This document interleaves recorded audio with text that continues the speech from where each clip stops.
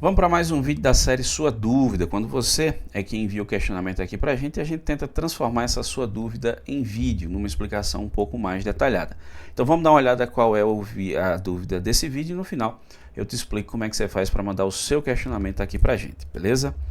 Olha, questionamento aqui enviado por e-mail, né, pelo nosso site, por e-mail do Edivaldo. Edivaldo questionou o seguinte: gostaria que os senhores falassem quais são todas as infrações de competência dos órgãos privativos dos municípios, ou seja, o que Edivaldo está questionando aí é quais são as infrações de competência privativa do órgão de trânsito do município. Olha, primeiro, para explicar isso aqui para vocês, saiba que na redação original do CTB nós tínhamos uma divisão de competências quando se tratava de fiscalização de trânsito nas vias urbanas.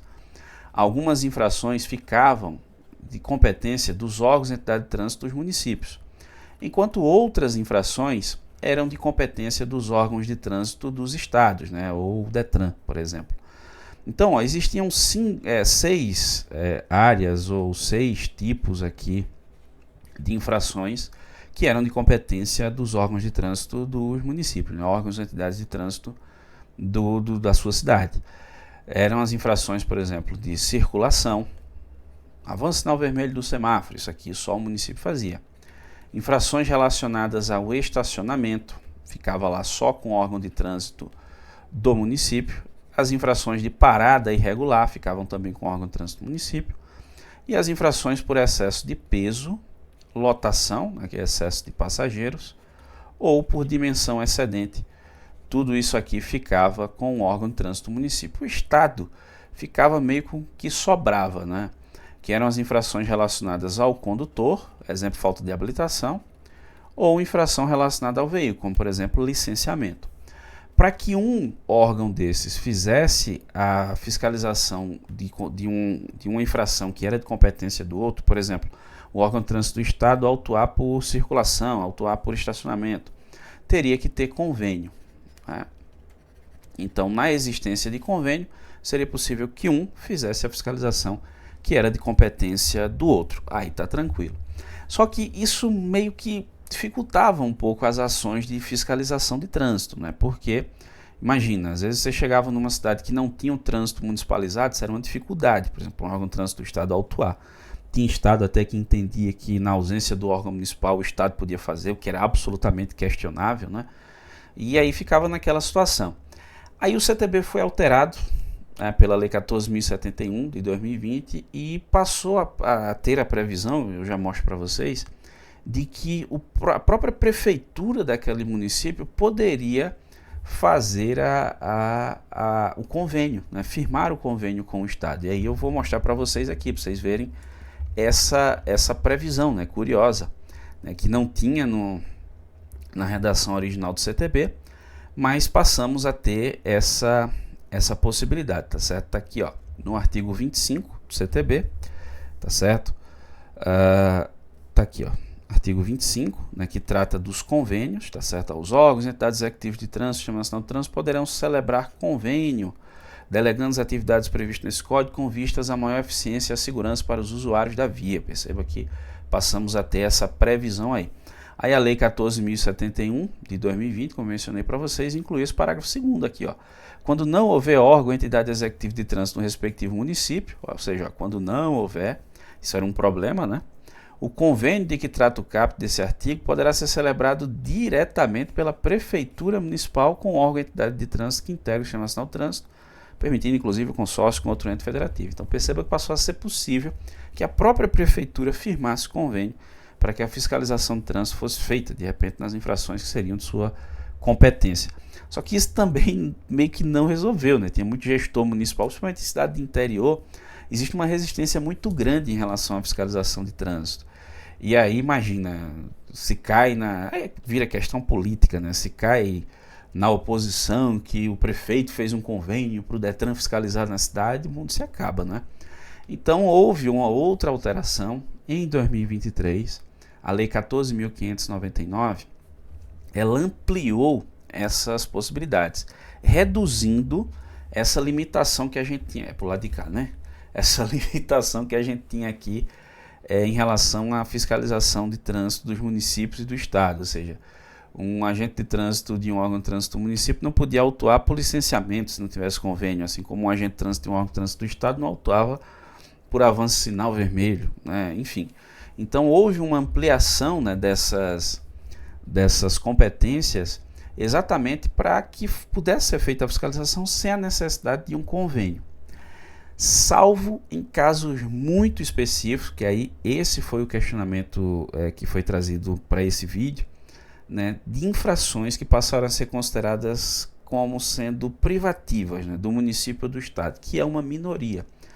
É que nos demais casos passa a ser possível a fiscalização. Então perceba, ó, antes nós tínhamos uma limitação bem maior. Aqui você pega essas infrações do município, são dezenas e dezenas e dezenas de infrações de competência do município que o estado não fazia.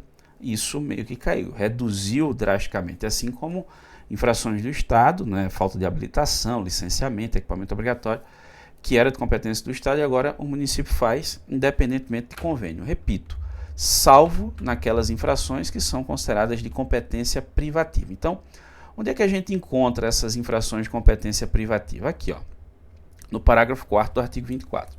O artigo 24, deixa eu mostrar primeiro o caput aqui, trata justamente das competências, né, dos órgãos de trânsito dos municípios. E aí, né, essa era a parte aqui do, tá vendo, ó, foi revogado, ó, a redação atual é da lei 14.599, como eu disse, mas aqui, ó, você percebe essa limitação que a gente tinha, ó, infrações de circulação, estacionamento, parada, tal. Perceba que a gente tinha essa limitação aí, né, e deixamos de ter.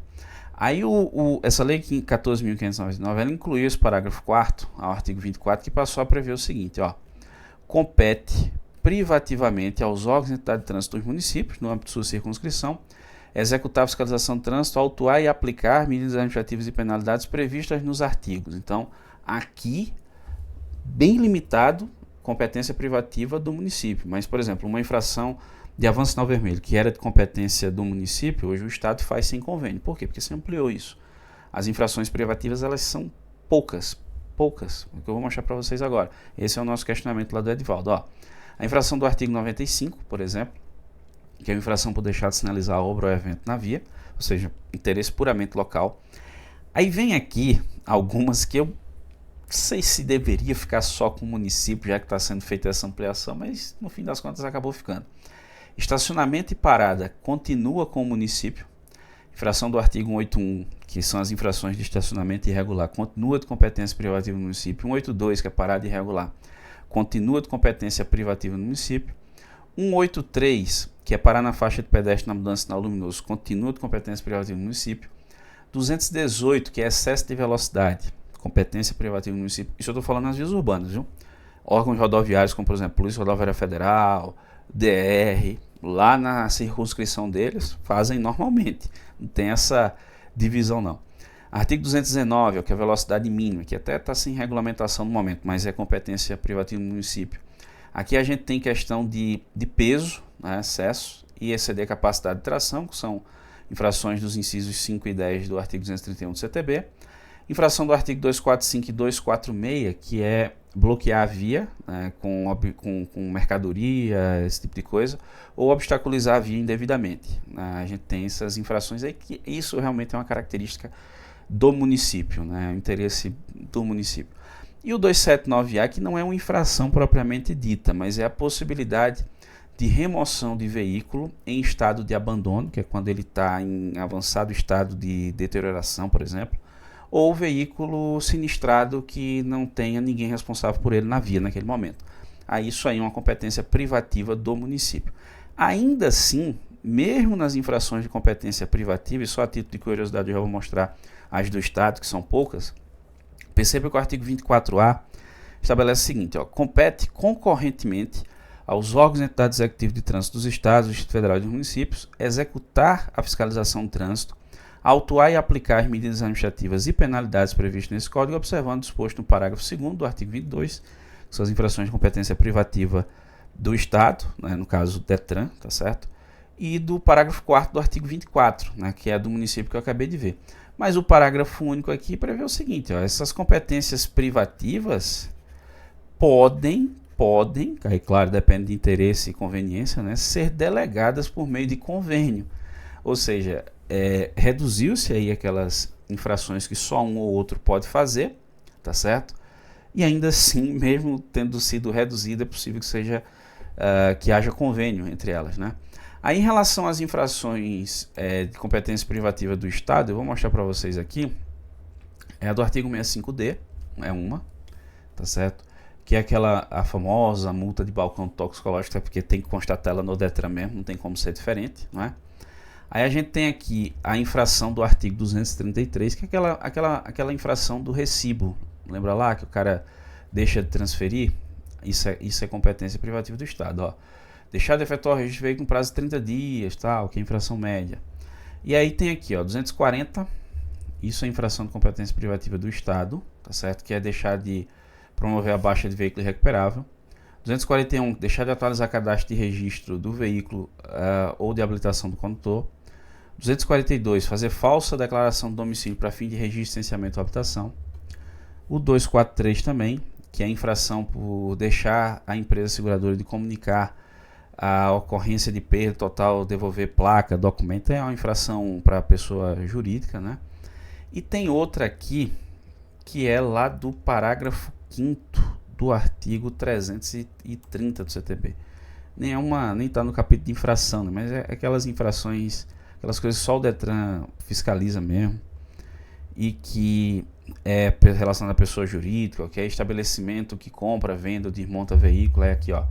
A falta de escrituração dos livros, o atraso, a fraude, e ao realizar a recusa de sua exibição serão punidas com multa prevista para infração gravíssima, independente das infrações, das demais combinações legais cabíveis. Enfim, aí é com o Detran mesmo. Essas são infrações do Detran, né? Deixa eu mostrar aqui a referência legal, né? Que é o artigo 22, parágrafo 2º, só para fechar aqui a resposta, para ela ficar completa, né, para você, só para você ver a referência mesmo.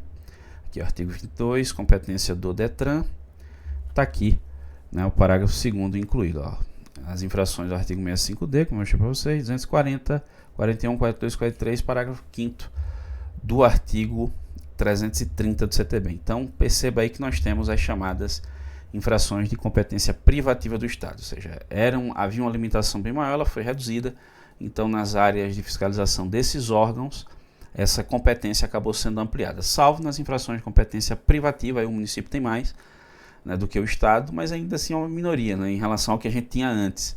E mesmo assim é possível que seja feito convênio, ainda assim dá para fazer convênio nessa situação. Então tá aí, ó, questão boa, essa trazida pelo nosso amigo Edivaldo, tá aí, ó, que deixou lá no e-mail, no site. Se você quiser mandar a sua aqui pra gente, é aqui, ó, salatrans.com/contato, tá certo? Lá tem um formulário, assim como o Edivaldo fez. Você manda a sua dúvida, diz que gostaria de vê-la respondida em vídeo e a gente tenta transformar ele em vídeo aqui. Se você quiser, lá também tem uma forma de você enviar a sua dúvida em vídeo pelo WhatsApp, que a gente exibe aqui e traz a resposta na sequência. Ou ainda você pode deixar nos comentários desse vídeo.